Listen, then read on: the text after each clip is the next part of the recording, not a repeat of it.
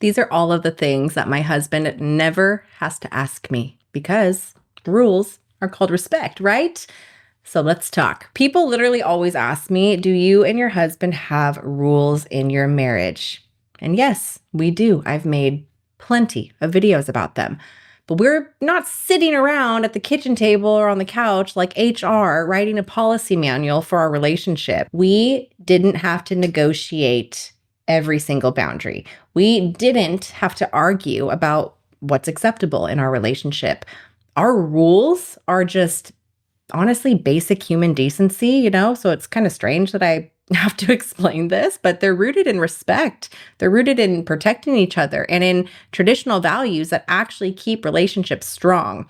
When you're mature, a lot of things don't need to be just said out loud.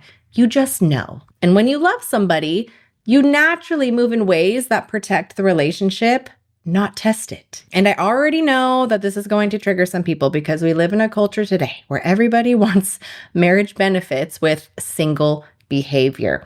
They want loyalty, but they want attention on the outside.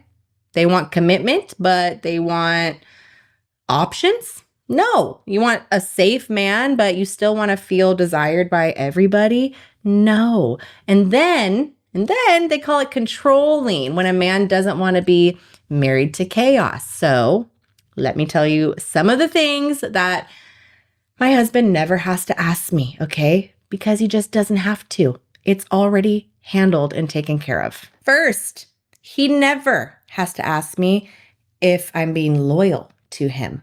Why? Because I move like a loyal woman, just in general. I don't entertain men. I don't keep a work husband. I don't have any male best friends, let alone male friends who secretly want me and orbit me. I don't respond to any flirty DMs and act like it's innocent because it's not. And let's be honest, we all know when attention has a specific intention behind it. Does that make sense? Loyalty isn't just, but I didn't cheat. Loyalty is your energy. It's how you talk. It's how you dress when you go out with or without him. It's how you respond to any messages. It's how you literally shut things down and close the door and don't keep it open. When I committed to my husband, every other door, if there was one, got closed immediately, emotionally and physically. He never has to wonder if I'm being loyal because I don't act available.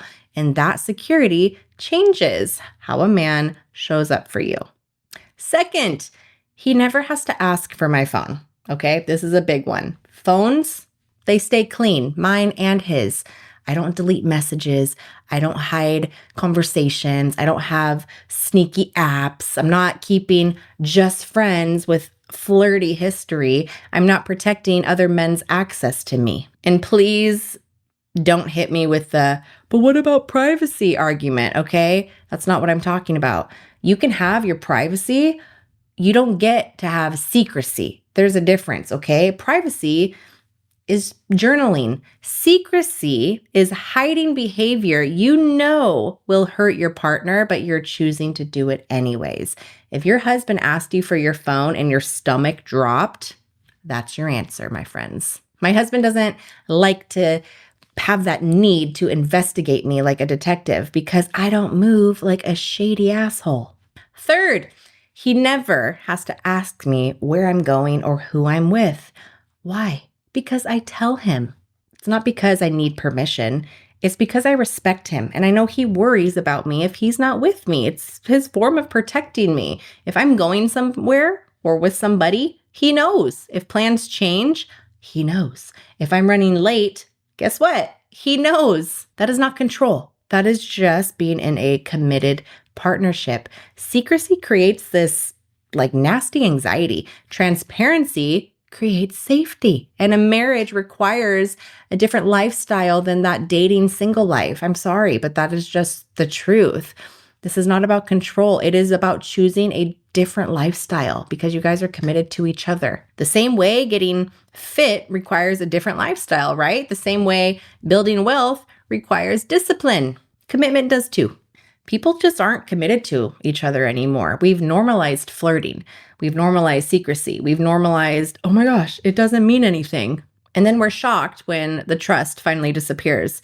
You cannot build a peaceful relationship while behaving like a single person with options. You just can't. Fourth, he never has to ask me not to put myself in dumb situations because I don't play dumb. I don't go out and get drunk around single men. I don't go party and be in these environments that invite chaos. I don't go on freaking girls' trips that look like a singles resort. Okay, but relax. I'm not saying women can't travel. I'm saying if you're married, why are you acting like you're auditioning to be single? And this is a part that people don't really like to hear. Most cheating, it doesn't start because somebody's evil. It starts because they were in the wrong environment with the wrong people at the wrong time, feeling insecure, feeling unseen, feeling bored, and somebody gave them attention. And all it takes is one comment from the right guy at the right time. One. So no, I don't play in environments that invite disrespect. Again, that is not control. That is just common sense and maybe a little bit of wisdom. And let's just be honest for a second. If your husband was doing these things, would you be okay with it? If he was texting women late at night, if he was going out drinking with his single friends, if he was hiding conversations or flipping his phone down or posting thirst traps, what would you do? You'd call it out and call him out for the disrespect immediately. But somehow when women do it, it's called being Miss Independent. You see how that works? Fifth, he never has to ask me to respect him in public. I don't embarrass my man. I don't trash him to my friends or family. I don't tell stories that make him look weak. If I have an issue, I bring it to him, not the group chat. Some people don't want peace. They want allies. They don't want to fix the relationship. They want to be right. Respect protects the intimacy that you guys have. 6, he never has to ask me to communicate. I don't do the whole silent treatment. I don't do, well, you should just know. I don't do attitude instead of conversation. That's not feminine. That's emotional immaturity and very rude. If something bothers me, I say it calmly and directly, and he's there. He listens. Resentment kills love faster than an argument ever will. 7th, he never has to ask me to take care of myself. Okay, do you know what that means? I don't get comfortable and I don't stop trying. I take care of my body. I care about how I look. I stay healthy and in shape, but not for social media. For him, for me, and for us. Attraction matters. Anybody that tells you otherwise is lying to your face. Attraction matters. Love does not replace effort and action. Marriage is not the finish line. It's the maintenance. 8th, he never has to ask me to protect his name or our image. Why? I don't post like I'm single. I don't crave outside attention. I don't entertain on the internet. If you constantly need validation, eventually you are going to sabotage your relationship because hunger always looks for the next hit. Always. 9th, he never has to ask me to prioritize our marriage. My husband comes before my social life, before outside drama, before distractions. I mean it. That doesn't mean I don't have friends. It means I understand the priorities. Strong marriages don't happen accidentally. They are chosen daily. 10th, he never has to ask me to be emotionally safe. I don't weaponize emotions. I don't threaten leaving during fights. I don't scream to win, and I do not do low blows. You can be emotional without being destructive. Emotional safety is what keeps a man open. When a man feels attacked every single time he speaks, guess what? He shuts down. And then the women say, oh my God, he just doesn't communicate. He's not a good listener. Oh, kiss my rear. Okay, no. He learned that it wasn't safe because of your actions. 11th, he never has to ask me to stop competing with him. I want a husband, not a power struggle, okay? And he wants a wife, not another man. Some women are literally addicted to control and they call it independence and then they wonder why they don't feel protected. If you want a strong masculine man, you cannot punish masculinity and then beg for it later and then punish it again. 12th, he never has to ask me to be consistent.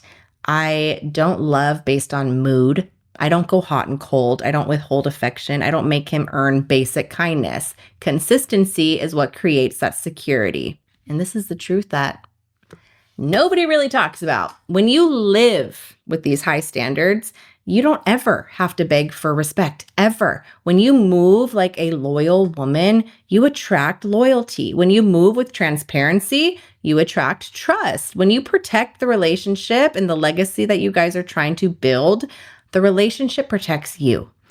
Low standards invite chaos. High standards create peace. And peace is the real flex in a relationship. Not drama, not passion roller coasters, peace. Chaos does feel exciting when you're young, sure, and when you got issues. But peace feels priceless when you are mature. And look, we didn't automatically know all of this. We learned it. We talked about it and we grew into it. Healthy relationships are not found. They are built. Most people never learn these skills and then wonder why every single relationship feels extremely hard. So let me end with this. Real love is not doing whatever you want. Real love is protecting what you chose. I know traditional values trigger people, but they shouldn't. Why? Why do they? Do you know what traditional values really means? Loyalty, respect, accountability, boundaries, polarity, and effort to make all of that work. And funny enough, those are the exact same traits that keep marriages strong. If you want modern behavior, expect modern outcomes. If you want a lasting